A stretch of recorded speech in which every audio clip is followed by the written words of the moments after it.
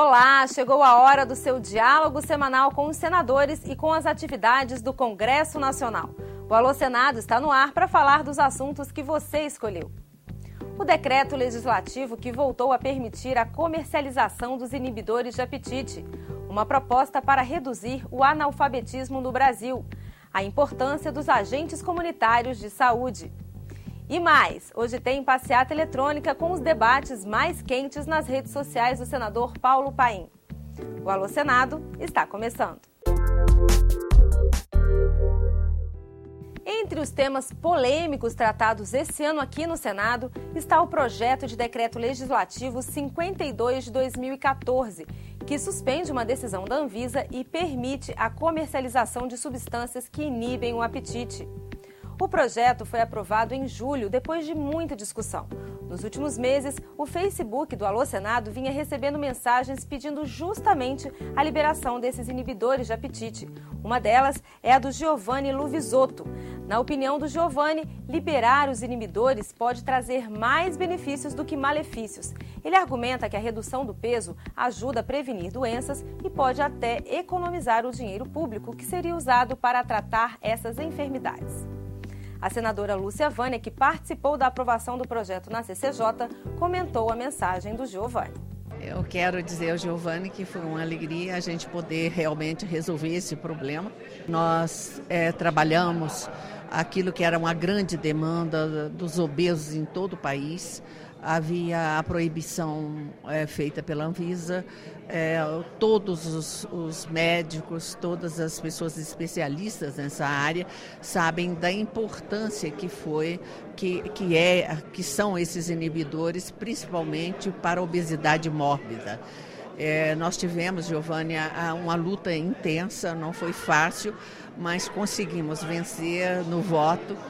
E acredito que agora os médicos terão liberdade de receitar esses medicamentos com o cuidado de saber que são medicamentos que têm que ser controlados, que precisam ser fiscalizados, para que a gente não tenha excessos e não tenha os efeitos colaterais para aquelas pessoas que podem resolver o problema da obesidade com exercício, com atividade física, com alimentação, com a boa dieta. Portanto, a liberação significa socorrer aqueles casos que há realmente necessidade do medicamento. O uso dos inibidores de apetite é controverso, porque eles podem prejudicar a saúde quando usados sem o devido critério e sem acompanhamento médico. Para entender melhor os vários lados dessa questão, a gente assiste agora a matéria do repórter Paulo Acrísio. Mais da metade da população brasileira está acima do peso ideal. Nos casos mais graves, quando regimes alimentares não funcionam, os médicos indicam a cirurgia de redução do estômago, uma alternativa que não está livre de riscos. Até que ponto os inibidores do apetite podem ser um recurso válido no combate ao excesso de peso e, sobretudo, à obesidade mórbida? Em outubro de 2011, a Agência Nacional de Vigilância Sanitária proibiu o Fenproporex, a anfepramona e o mazindol, substâncias com efeitos análogos às anfetaminas, e aumentou o controle sobre a sibutramina. A Comissão de Constituição, Justiça e Cidadania analisou no primeiro semestre o projeto de decreto legislativo 52 de 2014, que questiona a competência da Anvisa e defende a liberação desses inibidores como um recurso válido no combate ao excesso de peso. Todas as autoridades, com raríssimas exceções, são favoráveis a que deixe essa decisão para que os médicos possam tomá-las, de acordo com cada nível de obesidade dos seus pacientes. As proibições que a Anvisa fez há algum tempo restringiu muito as medicações que a gente tem disponível para usar no tratamento da obesidade. E vamos dizer que nós ficamos desfalcados em relação a esse tratamento. Numa nota, a Anvisa alega que, pela lei, é a responsável pelo controle sanitário dos medicamentos. Para ela, o uso de anfetamínicos gera mais riscos do que a própria doença que pretende tratar e que trabalhos científicos comprovam que os inibidores não são capazes de gerar redução sustentada de peso. Eu quero perguntar aos senadores aqui se algum deles se sente capaz de tomar uma resolução que tem que ser feita com base no conhecimento científico e não do eu ouvir falar. Eu não me sinto. Nós estamos defendendo aqui os inibidores de apetite porque nós estamos restaurando o direito à vida de milhares de pessoas que não têm a condição de submeter a uma cirurgia bariátrica, que é a única solução que sobrou para aqueles que realmente têm tendência à gordura. Após uma acalorada discussão, a Comissão de Constituição, Justiça e Cidadania aprovou o projeto que agora vai para votação definitiva no plenário do Senado. Quais são os assuntos que estão em alta nas redes sociais do senador Paulo Paim? E o que ele acha do uso dessas redes na comunicação entre os parlamentares e a sociedade brasileira? É o que você confere agora aqui no Passeata Eletrônica. Olha, nas minhas redes, e o pessoal entra muito, eu participo muito, né? Essa questão do fator continua pegando, a desaposentadoria continua pegando e, claro, a corrupção, a ética, o pessoal quer cada vez mais que a gente acompanhe, fiscalize e até denuncie qualquer questão de desvio do erário, do dinheiro público, né? Isso é fundamental. Agora, a reforma política também cresce, sentimos que ela cresce, não tanto, mas também cresce. E, no momento, o processo eleitoral. Você acha que esse intenso uso das redes sociais acabou aproximando o cidadão do trabalho legislativo? Com certeza absoluta. As redes sociais é o boom desse século, né? É a grande inovação. O mundo todo vive esse novo momento, né? Nós, aqui no Congresso, as redes sociais estão interagindo dia e noite conosco, e nós temos que responder. Eu chegaria a dizer que vai chegar daqui a uns anos em que o processo eleitoral poderá ser decidido por aqueles que estiverem mais bem articulado e mostrarem o que querem pelas redes sociais.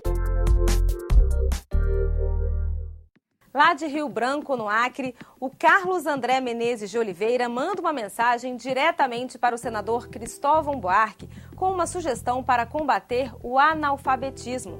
Que tal criar, em parceria com o Ministério da Educação, um programa para que cidadãos comuns ajudem a alfabetizar quem não teve acesso ao estudo? A sugestão do Carlos prevê incentivos para que os brasileiros alfabetizados se sintam estimulados a ajudar. Um abono no valor de R$100, por exemplo, ou uma medalha de reconhecimento. Carlos, o senador Cristóvão Buarque, comenta a sua sugestão. Carlos, eu acho uma ótima ideia. Eu, quando fui ministro, tentei fazer algo parecido, mas confesso que não tive essa ideia que você está dando, da medalha, do prêmio, do reconhecimento a quem faz a alfabetização. O governo não consegue alfabetizar, porque o governo não é escola, o governo apoia quem vai alfabetizar. E aí está a chave, como apoiar. Você trouxe uma boa ideia. Por que existe tanto debate sobre o piso salarial dos agentes comunitários de saúde? Quem pergunta é o Agnaldo Antônio da Silva, da cidade paulista de Guarulhos. O Agnaldo questiona a utilidade desses profissionais e reclama da qualidade do serviço oferecido por eles. Agnaldo, quem responde a sua pergunta é o senador e médico Humberto Costa. Bem, na verdade, os agentes comunitários de saúde são, em grande parte, os responsáveis por uma mudança significativa que aconteceu no nosso país numa série de indicadores. Por exemplo, sem a participação dos agentes comunitários, nós não teríamos tido a redução da mortalidade infantil em várias áreas do nosso país, nós não teríamos atingido a cobertura com as vacinas em 100% das crianças no Brasil, nas mais diversas vacinas, nós não teríamos tido a redução dos casos de desnutrição que hoje estão significativamente diminuídos e também nós não teríamos uma diminuição do número de doenças infecto-contagiosas que atingem crianças e as mais diversas famílias. Eles têm papel também de diagnosticar e acompanhar pessoas portadoras de doenças como hipertensão e diabetes e muitas vezes exercem trabalhos até que extrapolam a própria área da saúde, como a possibilidade de identificar situações de violência sexual e doméstica dentro dos lares e casos de também violência sexual contra crianças. Então eles têm um papel fundamental no sistema de saúde e nas políticas públicas do nosso país. E a gente chega ao fim de mais um Alô Senado, mas para os próximos programas não deixe de mandar a sua contribuição. Para mandar um arquivo de vídeo é só acessar www.senado.leg.br/alosenado. Por telefone, ligue de graça para o 0800 61 22 11. E para mandar a sua mensagem escrita pela internet, o endereço é o www.senado.leg.br/tv. O Alô Senado também está nas redes sociais. Fale com a gente pelo twitter.com/alosenado ou pelo facebook.com/alosenado federal. A gente se vê no próximo programa. Até lá!